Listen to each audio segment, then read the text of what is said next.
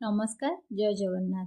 दिनटी मोर केमती कटे आपण जानिथिबे। नितिदिन भली पुओ को टिफिन करी ताकू स्कूल विदा करी तापर मोर रूम रे टिके काम थिला मु आसिके ऊपर रूम रे काम करथिली।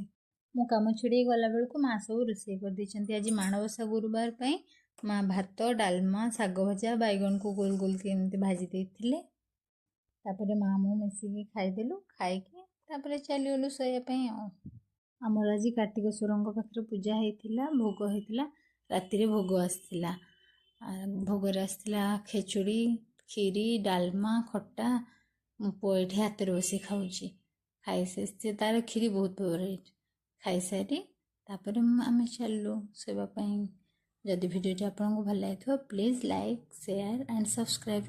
जदि फेसबुक रे देखु प्लीज फॉलो करने को भूलें और कमेंट माध्यम जनइबे केमती लगे वीडियोटी आपको।